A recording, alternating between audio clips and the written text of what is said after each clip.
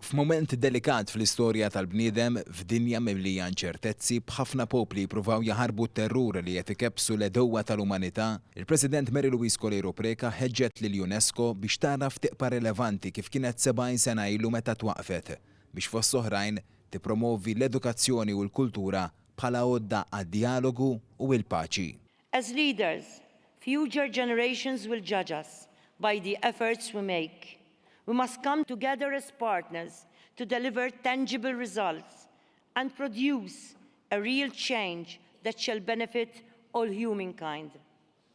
The role of UNESCO is critical, a guide and a companion in our journey.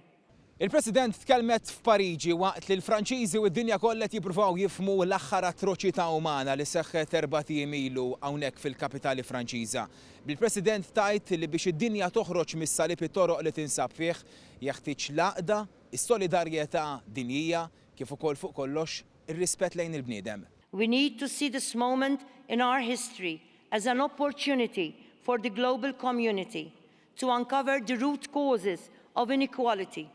We must openly and honestly explore the structural inequalities that perpetuate harmful cycles of privilege and oppression, and in the process damage the lives of countless millions.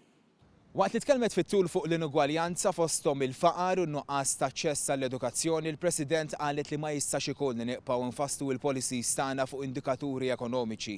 Iżda jeħtieġ nikkonsidraw indikaturi oħrajn fosthom il-kuntentizza u kemm il-persuni huma sodisfatti b'ħajjithom. Let us also remember that measuring economic success is not enough. We need to take into consideration indicators of well-being within our communities, because these are determinants that are of equal importance.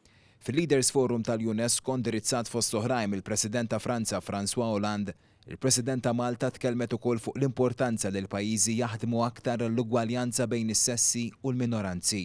Qalet li l-UNESCO u l-mexxejja politiċi jridu jwieġbu għat-tamiet tan-nies. Together we must promote equality, justice for all. Together we must find ways of facilitating and brokering peace. Together, we must strive for the well-being of our world. Kidem Ikoli għal Television Malta minn Pariġi.